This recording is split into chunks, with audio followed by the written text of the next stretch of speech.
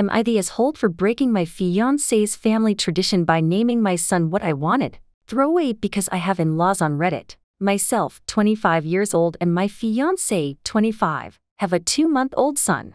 We are overjoyed at being parents, but most of my in-laws are refusing to even see our baby because of a decision we made concerning his name. My in-laws have a tradition of giving the firstborn son of every generation the same name. Let's say it's Peter. This has been going on for about 7 generations already, and they're very serious about it. My fiance's eldest cousin was the latest person to get named Peter. Every one of his cousins has only had daughters so far, so our baby is the first son of his generation, and consequently should get the name. I have no problem with the name Peter, and would have been okay with naming my son that. Unfortunately, that was also the name of my uncle, who died before I was born. I won't get into details, but it was tragic and traumatizing for my family. My father never got over losing his younger brother. My grandmother asked the family not to name any of our future children Peter during her lifetime. My mother and father-in-law knew about this promise, and at first seemed to not only be okay with us avoiding the name Peter, but also supportive of the one we chose.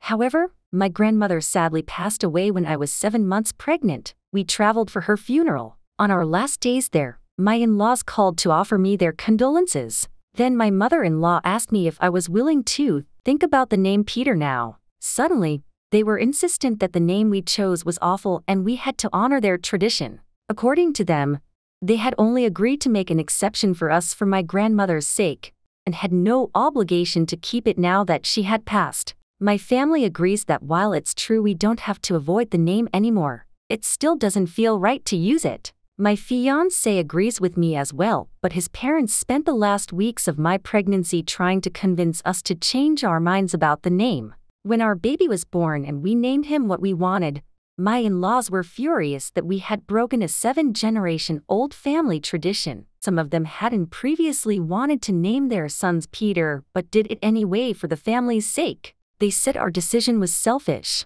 and that my family should have moved on by now. This has truly nothing to do with whether my family has moved on or not. It just felt like a betrayal to my grandmother and uncle's memories to even consider using the name. My father-in-law offered us $1,000 to change our son's name to Peter after he was born. That was 2 months ago, and neither of my fiancé's parents have met the baby or seen us since I was pregnant. Most of my in-laws are on their side, and this is causing a huge rift between my fiancé and his family. He assures me he's fine, but I'm starting to feel really guilty about this. Am I the asshole? Edit. The tradition started, as far as I know, when Peter died and his son, also named Peter, named his firstborn after his father. Peter III ended up having the first son of the following generation, and did the same thing. That one died before having children, so his sister gave the name to her son, and so on. The name Peter is very common in my country, so none of them ever got bullied over it. And the fact that it was also my uncle's name isn't as unlikely as one might think. Also, middle names aren't used in my country. Most people get the maternal surname before the paternal one instead. Edit 2. It wasn't $1,000. Different country, different currency. It's still a lot of money, but would probably translate to about USD. Update. Thank you so much to everyone who commented and offered support. A lot has happened since I posted, so I thought I'd give you an update. About a week after my post, my fiancé's parents contacted us. They apologized for their behavior and begged to meet my son. They said they were ready to leave the naming debacle behind and truly wanted to be involved in their grandson's life. We were skeptical, but invited them over to meet the baby. The visit went well. They began coming over almost every day during the next 3 weeks. I noticed neither of them ever called my son by his name, but I didn't point it out. For the first time in months, things seemed good between my fiancé and his parents. One day, my fiancé was helping my father-in-law with something at our place, so my mother-in-law and I went to the park with my baby. Sometime later, I had to go to the bathroom, so I left him in the stroller with her. When I got back, she was sitting on a park bench, chatting with a woman who was cooing over my son. I went over there and introduced myself as, "Son's name's Mom," and she said, "I thought his name was Peter." I didn't say a word, and neither did my mother-in-law. She followed me to the car and we went back to my apartment. On the way there, I texted my fiancé about what had happened. The moment we got there, he kicked both his parents out of our place. He'd read my texts and confronted his father. Thankfully, my father-in-law is a terrible liar and confessed immediately. Apparently, both my in-laws only call my son Peter. That includes whenever they're talking about him, every time they introduce him to someone else, and even baby talking to him on the few occasions they were left alone with him.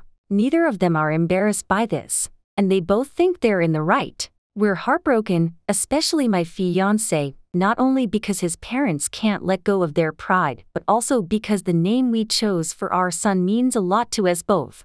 I blame myself for encouraging my fiancé to allow them near our son. I was raised in a different city than all my grandparents, and always wished they could have been more involved in my life. Losing my grandmother didn't help. Pretty much every doubt I had only existed because I thought it would be important for my son to grow up with all of his grandparents around.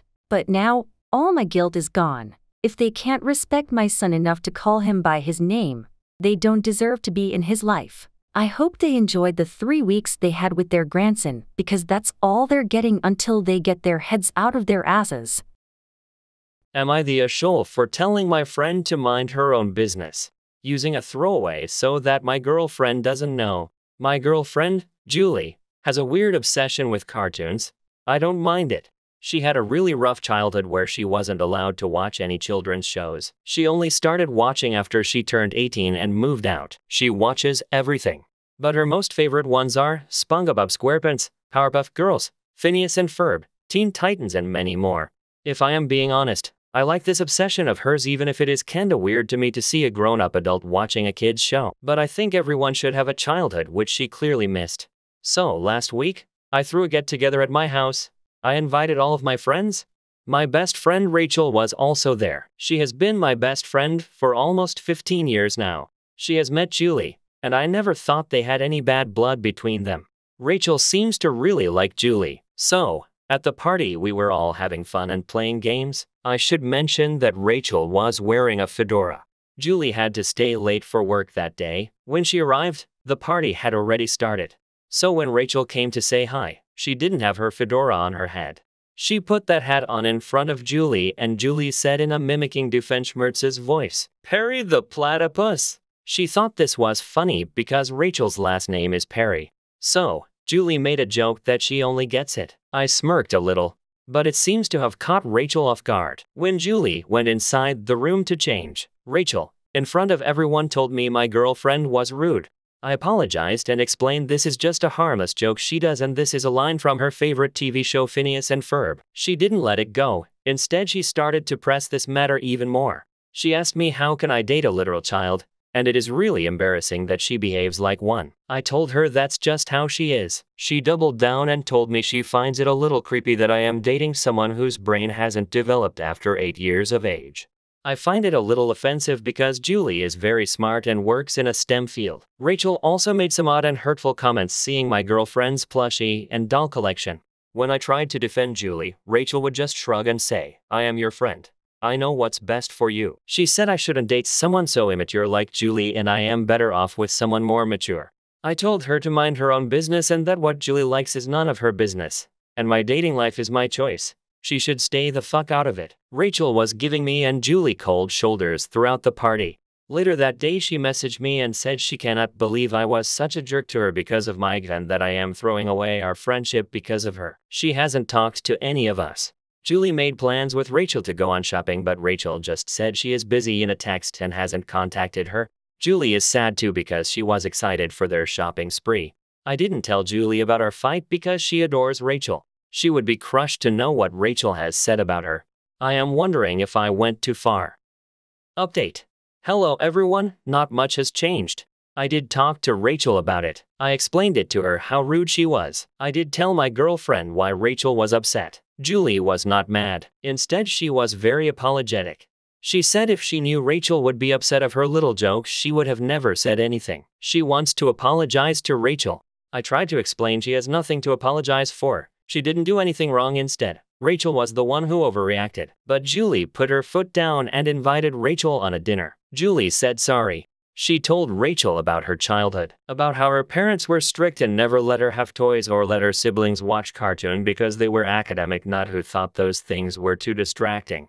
Julie even cried while telling some of the stories, one of which was when her father beat her because he found a book of Harry Potter under her bed. She escaped that place after she turned 18. Rachel was good and apologized as well. She said she didn't know Julie had such rough childhood and she was so insensitive towards her. I thought this was it. Rachel had finally learned her lesson, but when the dinner was done, Rachel took me out to talk privately. She told she is now 100% sure Julie is not right for me. I asked her why. She told me Julie has a lot of trauma and I shouldn't be the one to carry the burden. She thinks Julie's past is going to be a problem if we ever have kids. She might start abusing them too. I was angry. I told her Julie is nothing like that. She is sweet and kind. She has been going to therapy because of her childhood trauma, so she shouldn't be too hard on her. I even asked if she was jealous of Julie. Rachel did fumble on her words while saying no. We got into an argument and in the end I told her I want some space from her. She has no right to dictate who is right or wrong for me just because she got it right 2 times. She always had problem whenever I dated someone. She has no right over me and my life.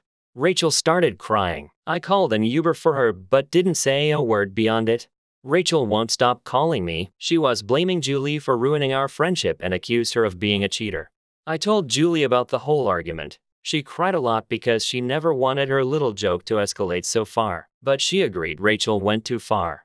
Rachel sent some very hurtful messages to me about Julie. I didn't tell those to her. Julie has also blocked Rachel. She was pissed too when she heard Rachel thinks Julie would also become an abuser. Also, to those people who said that Rachel never liking my ex is a red flag. Well, she has a good reason to not like them. Before Julie, I had 2 serious relationships before. My first ex cheated on me. Rachel warned me about her, but I brushed it off. My second ex was very controlling and toxic. When we broke up, she slashed my car tire. That's why I sort of think Rachel has good intuition about people. But not this time because I know she is wrong about Julie, and Rachel always had something to say whenever I wanted to date a girl. Even if she turns out to be right about Julie, I do think Rachel is just too involved in my personal life.